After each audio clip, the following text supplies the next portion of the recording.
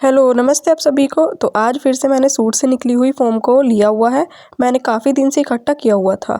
तो हमने कोई भी चावल का पुराना कट्टा लेना है। आपके पास कोई भी कट्टा हो वो आप ले सकते हैं। ये कट्टा थोड़ा बड़ा है तो मैं इसको कुछ इस तरीके से काटूंगी कि जो बचा हुआ पीस हो उसको मैं किसी और चीज़ में इस्तेमाल कर लूँ। मैंने इसको 27 इंच चौड़ाई और 17 इंच लंबाई का लेना है। तो 27 इंच और 17 इंच चौड़ाई पर मैं एक मार्क करूँगी और उसके अकॉर्डिंग ही मैंने इसको कट करना है। पहले हम इसको इसी तरीके से रैंडमली कट कर लेंगे, बाद में जो तिरछा मिर्चापन होगा उसको साइड से निकाल देंगे। तो हमने एक रेक्टेंगल पीस लेना है यानी कि आयताकार। तो जो बाकी का बचा हुआ कट्टा है उसको हम साइड में रख देंगे, उसका हम बाद में यूज़ कर लेंगे। तो अब इसकी तय बनाकर अच्छे से साइड में रख देंगे क्योंकि कट्टा वगैरह हमें ज़रूरत पड़ती ही रहती है। अब जो हमारा पीस था इसको हमने एक बार इस तरीके से फोल्ड करना है, डबल फोल्ड करना है और उसके बाद एक बार और फोल्ड करना है। तो देखिए ये आगे पीछे हो रखी है इसकी किनारी, तो इनको हम अच्छे से इक्वल कर लेंगे। तो जहाँ जहाँ पर ये एक्स्ट्रा निकली हुई है वहाँ से हम सीधे इसको कट कर देंगे ताकि ये बिल्कुल बराबर में कट हो। तो इस तरीके से एक रेक्टेंगल पीस जो है तैयार हो चुका है। अभी चलो इसको नाप कर मैं आपको इसको मेज़रमेंट बता देती हूँ। तो इसकी जो लंबाई थी वो 27 इंच और 17 इंच इसकी चौड़ाई है। आप इससे बड़ा या छोटा भी इसको बना सकते हैं। साइड से मैंने हल्की सी किनारे को कट कर दिया क्योंकि वहाँ से वो सिकुड़ सी रही थी, इसलिए ताकि सिलने में कोई दिक्कत ना हो। उसके बाद आप अगर सिलाई करते होंगे या अपना खुद का भी सूट सिलते होंगे तो कतरन बाद में बच ही जाती हैं। तो मैंने अलग अलग कलर की कतरन ली हुई है और जब आप सिलाई करते हैं तो अलग अलग कलर की ही आपके पास रंग बिरंगी कतरन बच जाती है, वो हमने लेनी है। 17 इंच इनकी लंबाई है और 6 इंच इनकी चौड़ाई है। तो मैंने 5 पट्टी ली हुई है। अब आपको कोई भी कार्डबोर्ड लेना है। मैंने तो लिया हुआ है इनविटेशन कार्ड का एक पीस। तो इस तरीके से मैंने यहाँ से फोल्ड किया। 2.5 इंच इसकी चौड़ाई है यानी कि पूरा खोलेंगे तो 5 इंच होगा और इसकी लंबाई हमने 5 इंच रखी है। 6 इंच की हमारा ये पीस है ना चौड़ा, तो उससे 1 इंच कम हमने ये लेना है और इस तरीके से हमने निशान लगाते हुए कॉर्नर को कॉर्नर से मिलाना है। तो ये हमारा एक ट्रायंगल कट होगा यानी कि त्रिभुज। तो हमने कट कर देना है। ये है हमारा त्रिभुज। ट्रायंगल कट करने के बाद हमने इन पट्टियों को साइड में रख देना है। तो सभी पट्टियों को इकट्ठा करके हम साइड में रख देंगे और हमने लेनी है अपनी सूट से निकली हुई फोम। हम त्रिभुज को कुछ इस तरीके से रखेंगे और कट कर देंगे। मैंने पिछला वीडियो भी फोम के ऊपर बनाया था, काफ़ी अच्छे खासे उस पर व्यूज़ है, तो वो भी आप ज़रूर देखिएगा। उसका लिंक मैं आपको नीचे डिस्क्रिप्शन में दे दूँगी। इस तरीके का त्रिभुज कट होगा तो हमने क्या करना है, एक बार त्रिभुज को सीधा रखना है और एक बार उल्टा। उससे क्या होगा कि हमारी जो फोम होगी वो कम लगेगी। जो आपको लग रही है कि एक्स्ट्रा फोम है वो हमें बार बार परेशान करेगी तो हम उसको निकाल देंगे ताकि हमें कट करने में सहूलियत हो। अब हमने त्रिभुज को उल्टा करके रखा और इस तरीके से कट करना है। नीचे की साइड से जो एक्स्ट्रा निकली हुई है उसको भी हम कट कर देंगे और ये हमारे 2 पीसेस कट हो चुके हैं। अब इसी तरीके से हमने फिर से सीधा रखेंगे त्रिभुज को और कट करेंगे। तो इसी क्रम में हमने फोम को कट करना है और हमने ये पीस जो है लगभग 15 पीसेस हमने कट करने हैं पूरे उसमें से, पूरे जो फोम शीट हमारे पास हैं उनमें से। जो मैंने पहले वीडियो बनाया था उसमें मैंने चकोर पीस लगाए थे और उसमें हमने बहुत छोटी छोटी कतरन का यूज़ किया था। इनसे भी बहुत छोटी छोटी थी वो। सभी को हम इस तरीके से कट कर लेंगे ट्राइंगल के रूप में। आपने सारी फोम नहीं कट करनी है, सिर्फ 10 या 15 पीसेस हमने लेने हैं ट्राइंगल की। 15 पीसेस मैंने लिए हुए हैं यहाँ पर। और जो हमारी फोम कट करने के बाद छोटे छोटे फोम के टुकड़े बचे हुए हैं इनको भी हम रख लेंगे। अगले किसी वीडियो में मैं इनका यूज़ करना आपको बता दूंगी, या आपके पास कोई आइडिया हो तो प्लीज़ आप कमेंट बॉक्स में ज़रूर शेयर कीजिएगा हमारे साथ।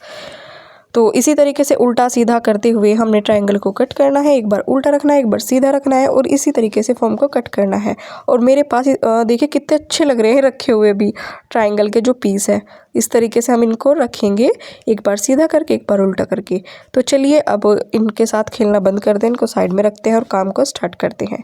सभी पीसेस को साइड में रखकर हमने कट्टे को लेना है जो हमने कट्टा कट किया था।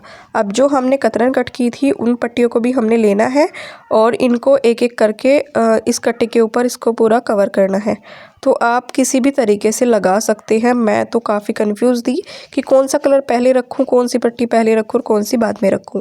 मैंने कई बार इनको रख कर देखा कि कौन सा किस तरीके से अच्छा लगेगा। पहले मैंने सोचा कि बीच में जो है प्लान वाले कपड़े रखूं और साइड में प्रिंट वाले। फिर मैंने सोचा नहीं ये अच्छा नहीं लग रहा, इसको फिर से चेंज किया जाए।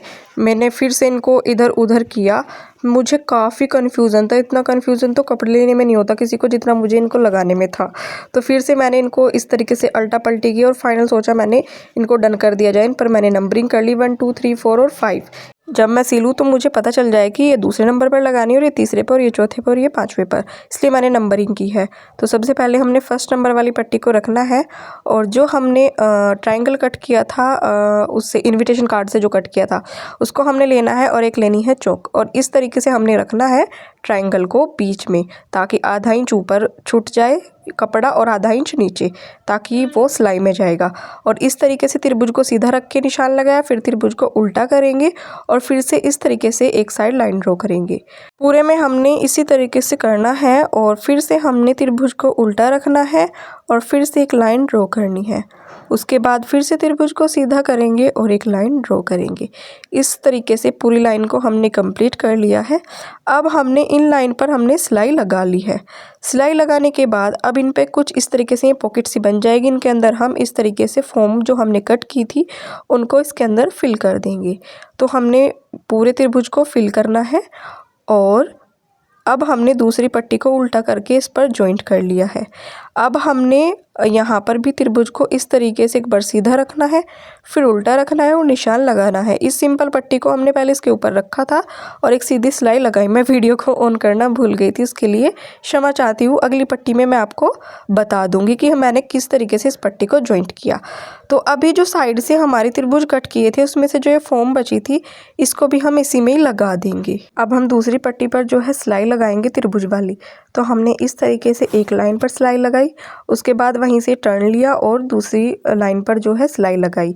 उसके बाद हमने लेने हैं दो त्रिभुज। पहले वाले को इस तरीके से डालना है और जो दूसरे वाला त्रिभुज होगा उसको सीधा करते हुए इस तरीके से डालना है कि वो इस तरीके से इसमें फिट बैठ जाए।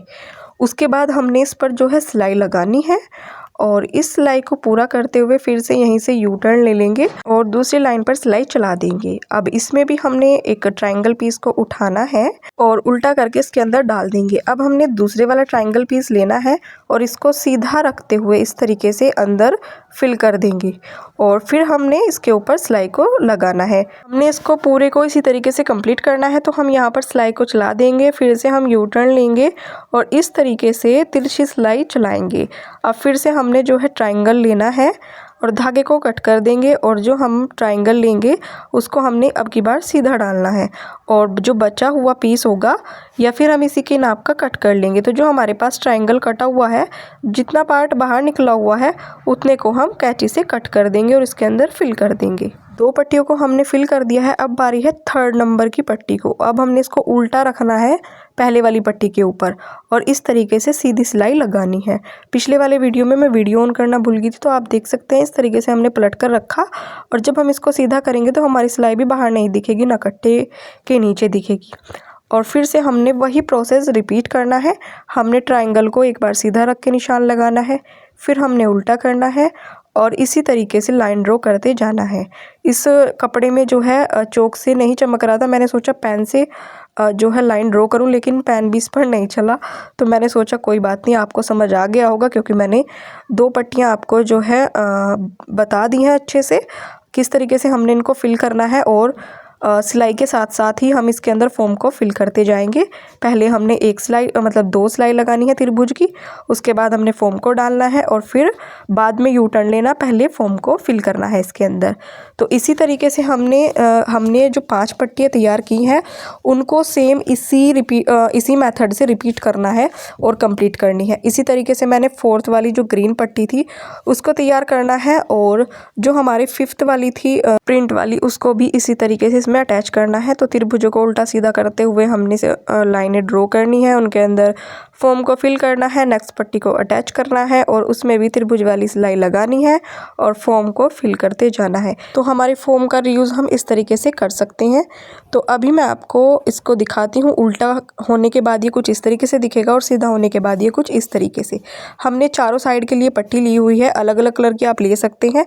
हमने पट्टी को इस तरीके से उल्टा रखना है और सिलाई लगा देनी है। उसके बाद पलटते हुए इस तरीके से सिलाई लगानी है।